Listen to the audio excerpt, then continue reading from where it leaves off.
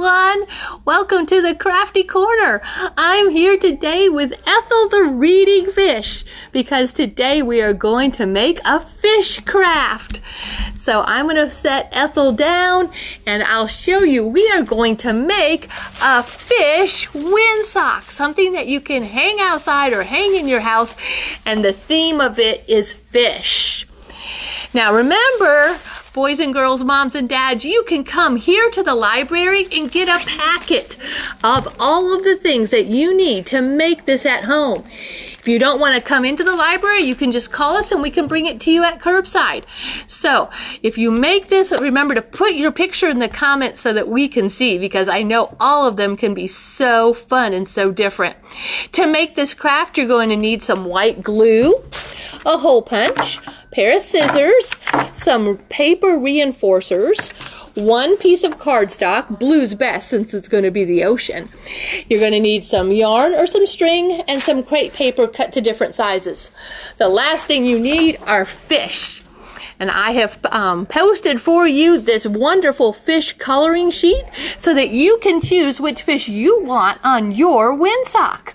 All right, are we ready to go? Let's make our windsock. To begin with, you need to take your cardstock paper and just cut off about 1 inch, and this is going to be the handle, and we will save that for later. Now that we have our piece of paper ready, the first thing that we need to do is make some seaweed. So we have about 6 inches here of some crepe paper, and we're just going to wiggle it up because you know that seaweed is not just nice and straight in the ocean. So we're going to wiggle and scrunch all of these up and then pull them back out just a little bit. And then we are going to glue them down. So you can put your seaweed any way that you like it. So you're going to take your glue and just sort of squiggle some glue down and glue down the seaweed however you want it to be, and it can poof out and sort of be 3D. Let's get another one in here. Okay, and our final one we'll put down over here at this edge. All right, now in any ocean scene, of course you need animals. And that's what this coloring sheet is. You've got all these animals, all these fish to color. You'll need either markers or colored pencils or crayons, whatever you need, and whatever you like to color with. Once you've got them colored, you're going to want to cut them out. If you're not really good with scissors, get a parent to help you, because you really want to cut out your little fish as well as you can without any of that white space around it. You know, looking at an ocean, they don't have a little white glow around them. So we don't want to have any of that extra white space. So these are the little fish I colored yesterday, and they're the ones I'm going to put on my little underwater ocean scene. All right, so once you've got that, you just have to decide where you want to lay your fish, and they can even hang out on the seaweed, because a lot of fish do that. They can go in any direction. You can make them diagonal or up and down. They can just hang out in the water. You can put as many fish on it as you want. If you don't want the seaweed, you don't have to put that either if you really just want to have fish. All right, let's get this little guy over here. Now we don't want to put him right near the edge because that's what's going to glue the whole tube together in a minute. Let's stick little puffer fish. Let's stick him right up here. And my favorite fish, the little purple striped one, we'll stick him right here on the top of that seaweed. All right, now most underwater scenes that you make have little bubbles for the fish to come up with so that they can get oxygen to breathe. That's where these little paper reinforcers come in. So we're going to peel these little reinforcers off and stick them right by the fish as the little bubbles going up out of the water. Not every fish needs a bubble, especially the ones on the seaweed. It might be too hard. So let's just stick that one there, maybe one here for the little blue guy, and that will probably be enough. In your packet, you're going to have several of these little reinforcers so you can decide what fish gets the little air bubbles. All right, now we have this beautiful scene. We have to turn it into a windsock. So we're going to take it and we're going to roll it, okay, and we're going to glue the two ends together. Since it's cardstock, it's a little or heavier paper, so you're going to want to have a lot of glue on there. Remember to scribble it, boys and girls. Don't glob it on there. We're going to want to roll the other piece of paper over top of it and really hold it down. You're going to have to press it down so that it sticks.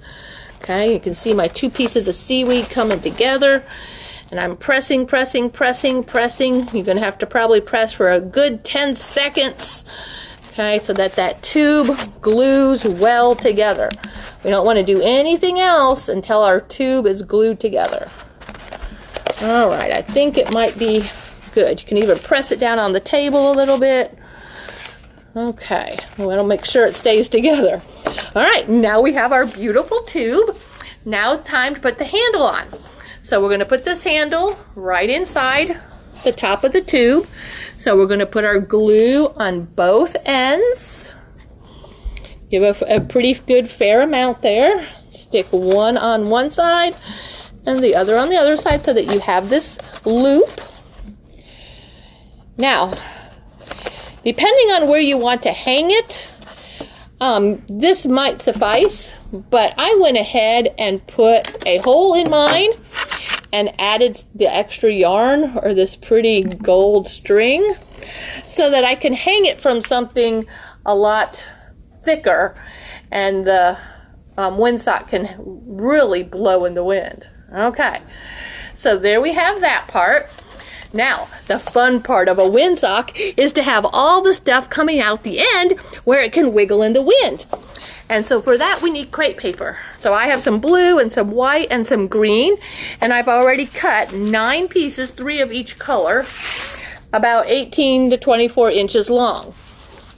And all we have to do now is glue it to the bottom of our windsock. So in order to get it to stick real well, we need to use that white glue again. And remember, don't put big globs of it, because then you'll just get all sticky. So I'm turning my windsock around and I'm putting lots of glue in there, about 1 inch up. And I'm going to start laying in my colors. So I've chosen to have some white and some green to maybe sort of extend that seaweed look. Let's see what else I've got here. I've got some dark blue, and I'm just going to keep rotating this around. I'm going to go white. Where's my green? And we got some green, and we got the blue. We're almost all the way around. When we get all the way around, you're probably going to have to put a little bit more glue in there so that it sticks. Okay, so then we want our white and our last green.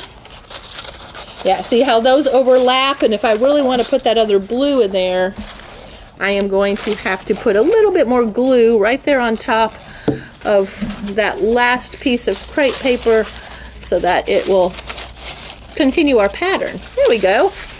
All right. Look at that. Isn't that dandy? It is so pretty. And now it can hang on anything you can find. If you want to hang it outdoors, it would really blow in the wind. Now, if you hang it outdoors, remember to bring it in before it rains or it will totally be ruined. But this would be a great decoration to hang from a light. You could hang it from a ceiling fan and it would go around and around and around. Well, boys and girls, if you have made this windsock, I would love to see it. Come to the library and get a packet. You know what? Miss Ethel and I want to say goodbye. And thank you so much for joining us today at the Crafty Corner here at Fayette County Public Library. I am Miss Lisa, and I will see you again next Wednesday at 2 o'clock for another cool craft.